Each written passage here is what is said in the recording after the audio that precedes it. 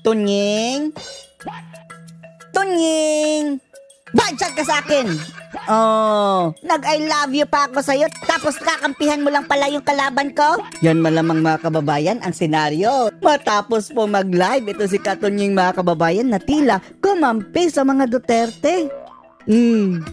Si Katunying mga kababayan na notadong kakampi ng mga Marcos Bumaliktad na ba si Tunying mga kababayan? Anong nangyari? Maniniwala ba kayo? Ang tanong ng ilan mga kababayan, baka nataonsehan sila dyan? Kaya bumaliktad ito si Tunying? O baka naman, magiging Trojan horse na naman mga kababayan? O pwede rin namamangka sa dalawang ilog. Ano ba talaga? Pero kung seryoso ito si Katunying mga kababayan na budget siya kay Lisa.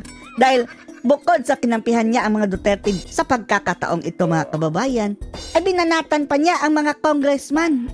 Yung mga bata ni Tamba sa Kongreso, yung Huwad Committee. Panoorin niyo po. Huwag tayong magkunwari doon. Kumusta po ba ang barangay ninyo nung panahong matindi ang kampanya laban po sa illegal na droga? Ito po, obserbasyon ko Sige. Yung pong barangay namin, San Mariano, San Antonio, Nueva Ecija, at iba pang mga barangay sa aming bayan. Careful, Tunying ha. May basbas ba yan ni Madam Lisa? Baka pag initan ka. Pumipitik na ba ito si Tunying mga kababayan? Di ba alam naman natin lahat ng mga nagtatanggol sa mga Duterte ay gigipitin nila? Yung nasa taas mga kababayan, nangag-ngag. Tunying, wala natin kung anong ginagawa mo ha. Ultimo yung mga nakawan ng bibi nawala Sa totoo lang, umaming kayo o hindi, mga kababayan. Umaming kayo o hindi. Kumusta ba ang inyong barangay nung panahon na yon? Opo. Gumanda. Nawala ang droga. Sasabihin ko ng diretso to. Opo. Didiretsuin ko at kaya nga kayo tinatanong ko. Kayo tatanungin ko. Nung bang panahon ninyo, ano nangyari sa, Kailangan pa bang itanong yan? Nangyari sa nung panahon ni Duterte, ano ba nangyari sa mga barangay ninyo? Hindi po ba? Huwag tayo magkunwari doon. Sinasabi natin. Pero ang tanong, ano nangyari sa barangay natin? Hindi po. Ngayon, ano nangyari? Mga kababayan. Delikado si Tunying dito mga kababayan Dahil mukhang ang yapak na sinusundan nito mga kababayan is yung mga yapak ni Aimee na magkabilang kampo ay galit na sa kanya dahil gustong pumagitna. Anyway mga kababayan, hindi naman siya tumatakbo sa politika. Okay lang. Ito, uulitin ko lang. Yung pong war on drugs ng Duterte administration, yes. Pero agree tayo kay Tunying ha. Ngayon lang. Noong pa man ay nababanggit na nating may mga paglabag sa batas sa ating pong palagay. Pero sa totoo nyo, kung mayroon lang, umaming kayo o hindi, mga kababayan, umaming kayo o hindi, kumusta ba ang inyong barangay nung panahon na yon? Sige nga po. Yun ay tatanong ko. Hindi po Di ba, more than 1 million mga kababayan ang sumuko, kusang loob na sumuko. Diyan pa lang mga kababayan is napaka-laking milagro na. Yun ang miracle as in good miracle. Extraordinary. Ganyan. Tatanong ko sa inyo, kumusta po ba yung mga barangay ninyo, especially yung walang kinalaman sa illegal na droga, ang tinatanong ko kumusta po ba ang barangay ninyo nung panahong matindi ang kampanya laban po sa illegal na droga? Umayos! Yung mga criminal mga kababayan, yung sa petty crimes or street crimes na ganyan, na araw-araw sinasalot ang mga ordinaryong Pilipino, nawala. Relenting as it kayo po ang magsabi. Unrelenting. Kasi, kampo yan ang totoo pong sukatan, ng kung umayos ba ang ating mga pamayanan, umayos ba? Yan ang na-miss ng mga taong bayan, mga kababayan, mga Pilipino. Pati na ang mga dilawan, na-miss yan. Pati siguro yung mga pro-Marcos sa ilan na pikit mata ngayon na sumusuporta sa mga ngag-ngag is na-miss yung mga panahong iyan na tahimik ang ating lipunan. Hindi ka natatakot. Yung mga inosente hindi natatakot. Yung mga kriminal, mga drogista lang ang takot. Yan ang namimiss ng maraming Pilipino dito sa mga Duterte. Kaso lang ngayon ginigipit mga kababayan Paano kung mag-withdraw sa nasyonal ang mga Duterte?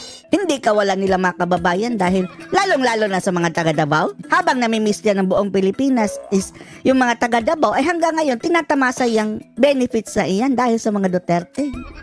Tapos ngayon, binabraso nila mga kababayan. Ginagawang masama ang mga Duterte. Kayo po, kayo mismo, kayo pong mga mamamayan. Hindi po ba? Opo. Ako, sasabihin ko sa inyo, ito po, obserbasyon ko yung pong barangay namin, San Mariano, San Antonio, Nueva Ecija, at iba pang mga barangay sa aming bayan. Tumino. Opo, sasabihin ko ng diretso to. Opo, didiretsuin ko. See? Notado na yan ha? Pro Marcos. Aminado na tumino. Nung panahon ni Duterte. Kaya nga kayo tinatanong ko. Kayo tatanungin ko. Nung bang panahon ninyo, ano nangyari sa mga nung panahon ni Duterte, ano ba nangyari sa mga barangay ninyo? Tapos ikumpara nyo ngayon. Anong nangyari? Diba bumalik na ang mga ngag-ngag dyan sa kalye? Hindi po ba? Huwag tayo magkunwari doon. Oo, hindi po natin sinasabi na walang paglabag sa karapatang pantao. Hindi po natin sinasabi na walang mga napatay doon na inosente. Meron po. Pero kasuhan. Kasuhan nyo. Meron po, marami po. Hindi ba may mga documented naman yan? Sinasabi natin. Pero ang tanong... Pero nagpapatuloy naman ang patayan ha? Nung umupo si Marcos, mga kababayan, patuloy pa rin ang patayan. Pero ang pagkakaiba lang mga kababayan, ang namamatay sa panahon ni Marcos is mga inosente. Pinapatay ng mga durugista, mga kriminal. Baliktad ang nangyari. Yan ang hindi madidinay nila mga kababayan. Ano nangyari sa barangay natin? Hindi po ba, mga kababayan? Ako, sinabi ko nga sa inyo, yung barangay nga po mismo namin. Yung barangay namin, ulitin ko, barangay San Mariano, San Antonio. Nawala ang nakawan ng bibe. Nueva Ecija. Ninanakaw ba ang bibe? Ay, siguro nung kinakain. Tumino! Opo. Siguro nga, yun ang epekto sa tao ng takot. Ng war on drugs. Diba, natakot, pati yun, nawawalan po ng hindi lang takot, kundi actively mga kababayan, nilalabanan ang mga kriminal, which is yan naman talaga ang trabaho ng kapulisan. Yan ang pagkakaiba mga kababayan nung panahon ni Digong, pinapamobilize talaga ang pulis, magtrabaho kayo. Ngayon, ay bahala kayo, palakihan ng kung ano dyan. Lakas ng loob ang mga kriminal, naggumawa ng masama. Ako kaya nga ganun po yung tanong ko sa inyo Sa inyo ko po itinatanong Namimiss mo ba si Duterte, Katunying? Pantay ka kay Madam Lisa, badshot ka sa kanya. Tinatanong ko kayo. Oo, maraming mga paglabag sa karpanta. Oo, meron ding mga taong napahamak dahil po sa war, kaya nga war on drugs na ito. Pero kumusta po ba barangay nyo? Hindi po ba? Hindi lang barangay, buong bansa. Dapat bang makapagkamit ng hustisya ang mga durugista? Patay ng wala kaming amor dyan sa mga durugista, mga kriminal. Bahala sila dyan. Man silang kasalanan. Oo naman. Opo. Kaya bakit 88% ang approval rating ng war on drugs si dating Pangulong Digong? Sinasabi ko lang dito, balansihin natin ang pagtingin doon. Am I justifying the killings, illegal killings? No. Tinatanong ko lang sa inyo, ano ba ang sitwasyon sa inyong barangay nung panahong yon? At ngayon, kumusta ba yung barangay ninyo? Kumusta ba yung mga kumakain ng addict sa inyo? Di po ba? Pati presidente ay may issue sa pagiging addict. Issue lang ha. Pwede naman niyang i-deny. Pero so far mga kababayan, may denial na ba? Ang sagot lang I will not answer that. I will not dignify that with an answer. Kababayan? Ayan. Kaya yun. Kayo.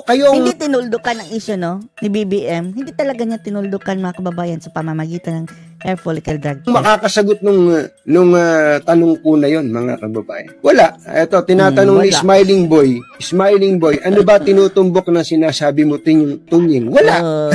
Bakit wala? Takot na Tunying. Kanino ka naman takot? Wala akong tinutumbok. Kay Admiral? Ha? Sinasabi ko lang na diretsuhin mo na, walang tinutumbok daw. Maniwala kami. May mabuting nangyari, pero may masama ding nangyari. Di po ba? So, ang point ko lang dito po mga kababayan, meron talagang masamang nangyari nun. Pero ang tanong, meron bang mabuting nangyari o idinulot doon? Kaya nga kailangan, laging dalawa ang pagtingin natin dyan Kaya nga ako, gusto kong malaman kung ito bang sinasabi ni Garme, totoo. Yung ba sinasabi ni Espinido, totoo. Di po ba? Yun lang ang gusto ko. Ang common sa kanila ay ginigipit sila ng mga buhaya. Yan lang. Si Espinido mga kababayan, retirable. Buong buhay niyang pinaghirapan, baka mawala ng isang iglap. Tinatanong nyo, ano ba tinutumbok na sinasabi? Yun lang. Yun lang mga kababayan. Are you sure yun Liam TV2. Bakit takot ka lang, Tunying na sabihin, tama si Duterte, kumakampi na ako. 28, DDS ka po pala, Katunying. DDS. Ewan lang natin na kung matatanggap pa rin ito ng DDS, pero kung gusto mong ma-redeem ang iyong sarili, Tunying ha, gusto mong ma-redeem talaga, atakihin mo na ang mga Marcos sa mga mali nilang ginagawa ha, hindi yung mga speculation lang mga kababayan niya. Kahit hindi na isali yung issue ng droga-droga. Eto na lang mga nangyayari ngayon. Magsalita ka, Tunying. PhilHealth, Maharlika Fund, yung paglustay-lustay ng pera all over the world, travel all over the world, yung konserto sa Malacanang, yung ayuda, yung walang build, puro utang. Yung panggigipit sa mga kalaban, hindi pagtugon sa mga problema ng bayan, sa halip, dinadivert sa ibang mga bagay para matabunan ang totoong isyo at marami pang iba mga kababayan. Magsalita ka doon para ma-redeem ang sarili mo, pero hanggat hindi ka nagsasalita dyan sa mga bagay na yan, na direkta yan nakaka-apekto sa sambayan ng Pilipino, wala na pong politika dyan mga kababayan dahil ang apektado dyan ay sambayan ng Pilipino. Kung hindi yan magsasalita ay mananatili yung pro-Marcos. Nambobola lang yan na pro-Duterte sa pagkampi-kampi dyan ka dating Pangulong Digong. Manindigan ka, Tunying. Hindi yan sapat itong isang live mo. Magsalita ka sa mga kabulukan ng gobyernong ito. Hindi ba? Kababayan, DDS ka rin pala, Katunying. Hindi. Yun ang nangyari sa buhay natin dito sa Pilipinas.